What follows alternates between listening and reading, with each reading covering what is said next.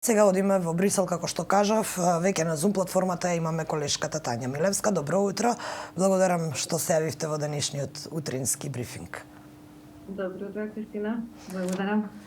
Многу фама крена оне фамозен нон-пейпер на Јанес Јанча. Вчера го објави еден медиум, потоа го презема и сите останати, но дел од реакциите се дека не постои таков документ. Па каква е атмосферата во Брисел? Дали е прво и основно што велат во Брисел властите, дали постои или не постои? Го виделе ли овој нон-пейпер? Па тоа е најголемиот проблем, што никој ништо не кажува. Значи, прво, кога излеза првата информација пред една недела, дека постои таков нон-пейпер, но уште никој го немаше видено тогаш. Ние имаме, како новинари во Брисел, имаме група WhatsApp со портпаролите и пратив прашање за тој нон-пейпер и првата реакција што ја добив во групата беше да, потврдуваме дека постои нон-пейперот, дека е добиен од страна на претседателот на Европскиот совет. И помалку од пола час подоцна се јави главниот портпарол во групата да каже дека не сме добиле таков нон-пейпер и дека не можеме да потврдиме дека постои. Од тој момент се јави главниот сомнеж меѓу новинарите во Брисел и од тогаш инсистираме секој ден, секој втор ден на некаков коментар или барем потврда. Кога излезе нон-пейперот вчера во словеничкиот медиум нецензурирано, го испративме линкот во групата и повторно единствена реакција што добивме е ние не го коментираме. Меѓутоа и натаму никој ниту го потврдува, ниту го демантира. И се додека ќе остане тој сомнеж и тоа е лимбо, додека никој во Брисел јасно не го демантира тој нон-пейпер, не може никој да поверува дека не постои како што би сакал очигледно Јанша да веруваме и неговите блиски. Сега во исто време имаме и реакција од Тања Фајон, која дури и го коментира она што излезе, додека официјалниот став според ЕВИОНа, ние последно што прочитавме дека не постои, но Тања Фајон, барем агенциите, новинските агенции пренесоа оваа вест и оваа изјава во време кога треба да промовираме взаедна помош и соработка. Некои европски лидери се одлучуваат да промовираат разорни идеи со националистички тенденции преку недипломатски потези да оптоваруваат веќе загрижено население со дополнителни проблеми, предупреди Фајон. Да, значи Тања Фајон реагираше одма, реагираше Ирена Јовева, која што нели е со македонско потекло исто од либералите, Тања Фајон е од социјалдемократите. И сега секако дека како новинари мораме да имаме на ум дека може би се тука во прашање исто така внатре партиски, внатре политички игри помеѓу словеничките политичари. Меѓутоа, без разлика на тоа, без разлика дали Фајон, дали Јовева, дали европратениците блиски до Јанша реагирале, демантирале, дали опозицијата кај нас демантира и така натаму, мора таа потврда или демант да стигне од Брисел, бидејќи Брисел, односно Шарл Мишел, претседателот на Европскиот совет е тој кој што наводно го добил и тоа во рака физички го добил. Не знаеме кога, не знаеме дали од Јанша го добил или можеби на последната средба со вишеградската група со Орбан, дали Орбан можеби му го пренел тој нон-пейпер. Немаме никаква информација и сега дека немаме информација ќе продолжат да се множат шпекулациите. А ова не е прв пат да излезат вакви идеи за прекројување на граници во меѓународната заедница, се сеќаваш сигурно кога за време на администрацијата на Трамп, во диалогот помеѓу Приштина и Белград. Значи ова се идеи кои што кружат одамна, така што не падна од небо идејата за прекројување на границите. И молкот на Брисел, молкот посебно на претседателот на Европскиот совет е многу загрижувачки. Да, бидејќи веќе и насловите почна да стануваат, фантомскиот документ донесе реален страв од нови војни. Дали е навистина реален страв од нови војни? Во 21 век европскиот лидер повикува на прекројување, па на голем дел од Балканов споменува неколку држави овде. Што може да предизвика еден ваков предлог? Прво и основно само предлогот. Дали воопшто може било како да ги погоди или да ги разниша официјалните ставови, официјалните позиции на Европската Унија? Повторно ќе кажам дека проблемот е сето дека немаме јасна реакција од Советот, значи инсистирам тука на Советот за тоа што Балканот како надворешна политика на Европската Унија е во рацете на земјите членки. Европската комисија како извршна рака на ЕУ нема одлучувачка моќ. Европската комисија реагираше, повтори дека не доаѓа во предвид, поделба, промена на границата, меѓутоа крајната одлука е кај земјите членки. И се додека земјите членки и односно платформата каде што се сретнуваат лидерите Европскиот совет со кој што председателот Шарл Мишел, додека тие не потврдат дека поделбата на границите, прекројување и така натаму не доаѓаат во предвид со јасен, гласен став, ќе продолжи да се шири тој страв, бидејќи во Босна и Херцеговина и во 90-ти не можеа да веруваат дека ќе им се случи војна. Никој на крајот на краиштата на Балканот не можел никогаш да поверува дека може да се случи војна. Знаеме и каква е ситуацијата во Европската Унија со кризата здравствена, дека немаат ниту време, ниту волја веќе да се занимаваат многу со Западниот Балкан, како што видовме дали од преговорите со Македонија, со Албанија, фактот што Балканот не се враќа на дневен ред во Советот. Така што се создава една атмосфера на страв, а никој од онаму каде што треба, каде што се одлучува во ЕУ и во престолнините, во Франција, во Германија, никој не реагира, никој не демантира. Знаеме едно време дека францускиот председател немаше баш против таа идеја на прекројување на границите, нели, кога се случуваше тоа во рамките на диалогот Белград-Приштина. И се остава овој страв да лебди. Тања, дали во овие 24 часа пристигна реакции од балканските лидери во Брисел? Се обратили некој до европските дипломати од засегнатите, од споменатите држави во овој нон-пейпер? Реагираа босанците први реагира, членовите на председателството на Босна и Херцеговина, Комшич поготово реагираше уште на почетокот, значи од него излезе информацијата, првенствената информација после неговите контакти со словеничкиот председател Пахор.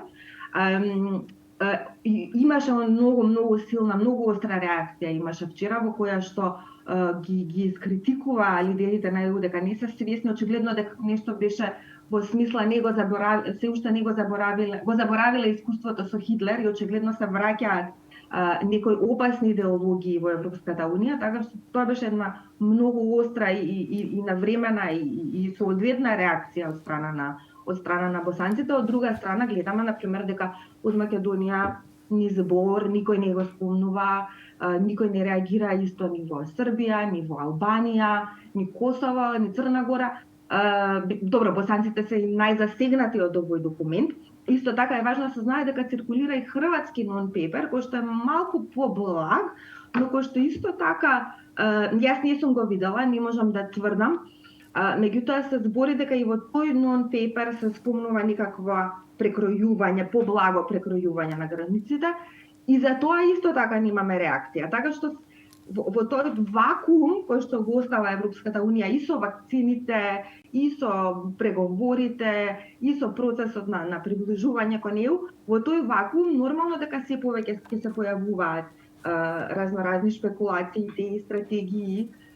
И мора уште еднаш ја кажам, председателот на Европскиот совет мора да реагира или да демантира, или да потврди и да даде став. Значи, кој е ставот на Европската Унија по ова прашање? Не добивте вие како новинари во Брисел, еве велите дека добро комуницирате, било каква најава за тоа, дали ќе има некаков став во текот на денот?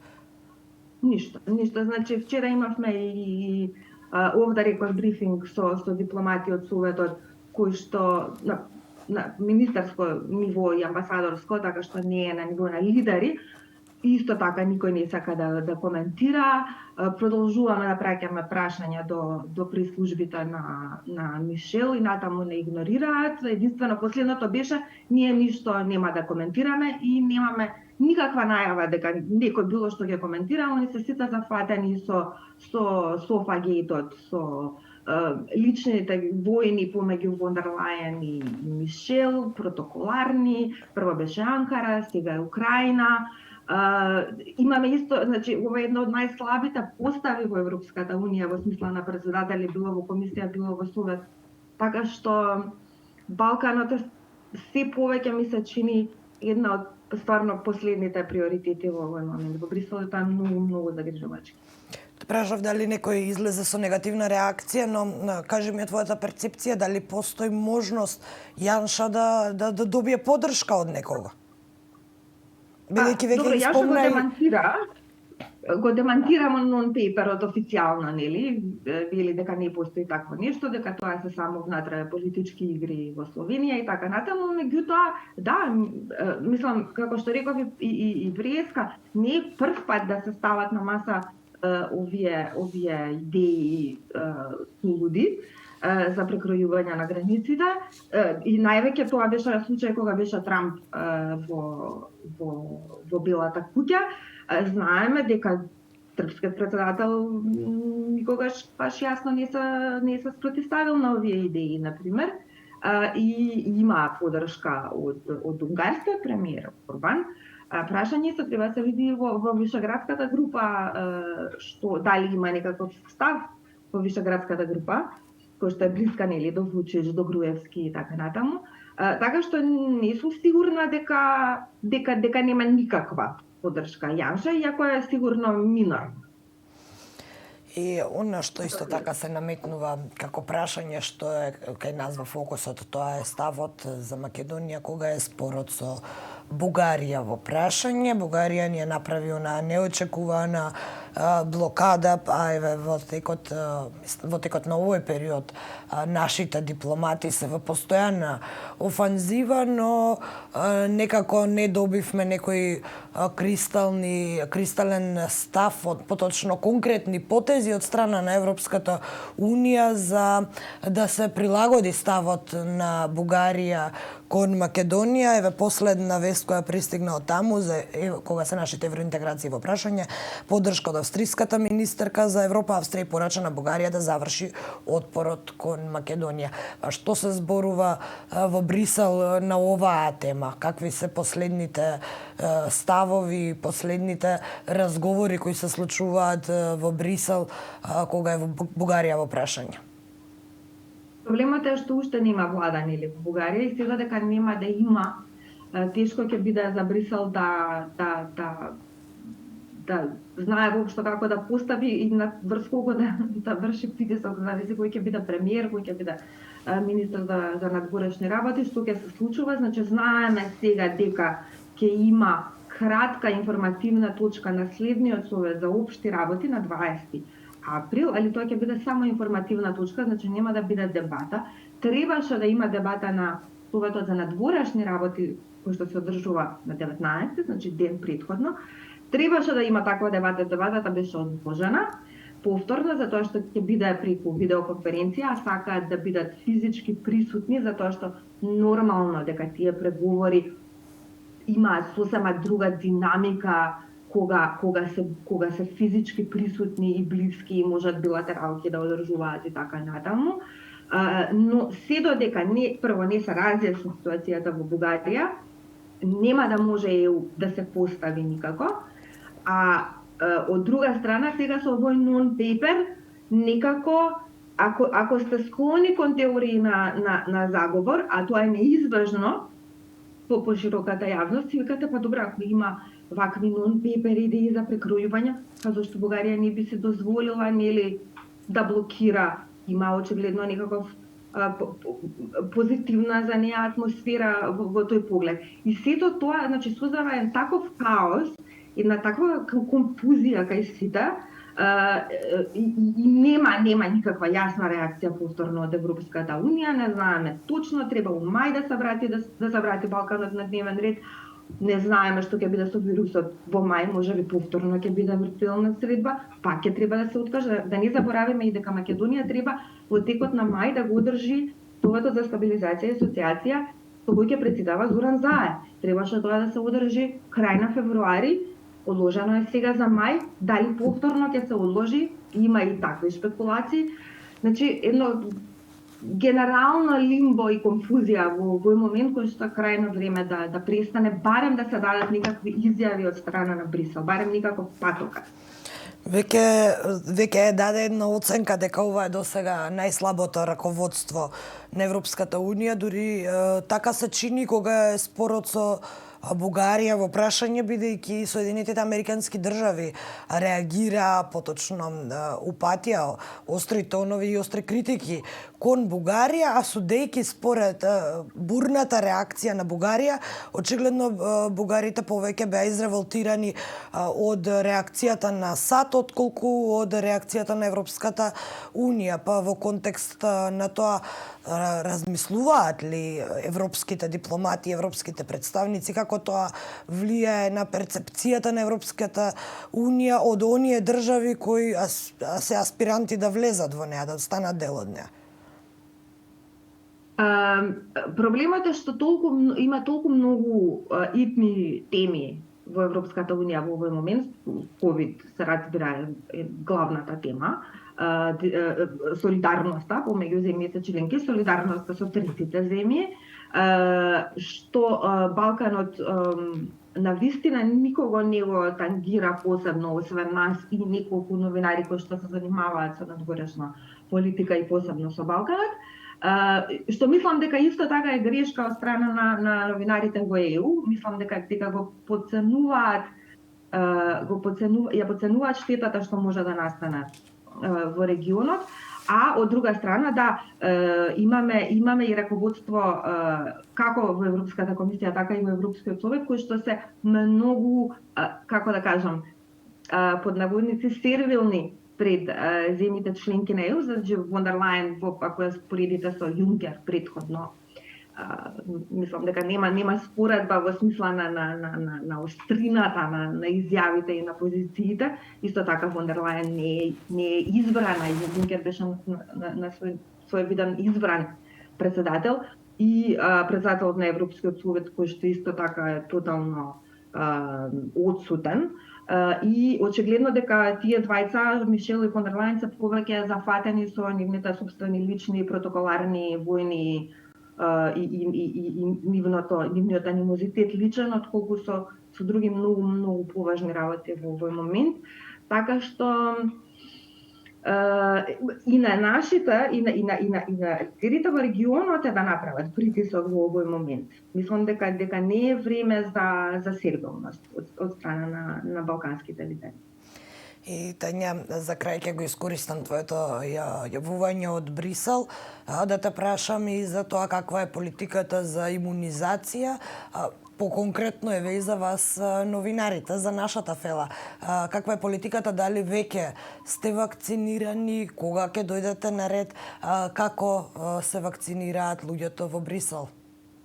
Нема, тука не се новинарите приоритетна група за разлика од Македонија.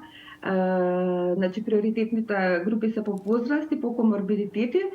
Според тоа што јас можам да проверам, има вебсайт во Белгија кај што можеш да провериш кога отприлика ќе дојдеш на ред. Би требало да дојдам на ред во јуни со или Pfizer или Moderna, бидејќи нели AstraZeneca е сега забраната под 55 годишна возраст.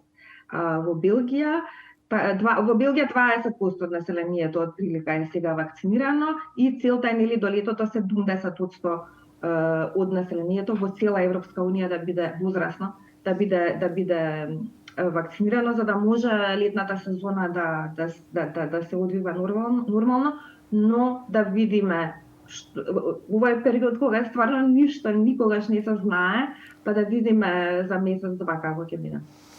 Да, токму како што кажа, во Европската унија главен проблем е вакцинацијата и недостатокот на вакцини, впрочем, како и секаде, па еве драго ми е што ние како држава ги имаме ставено новинарите во приоритетната листа, а се надевам дека и на моите колеги секаде ќе го добијат истиот третман. Тања Милевска од Брисел, благодарам што се јави утринава и што одвои време да ги искоментираме овие состојби, да ни ја пренесеш атмосферата од таму по овие вчерашни настани кои можам да кажам дека и го преземаа фокусот на нашата јавност. Благодарам уште еднаш. Благодарам.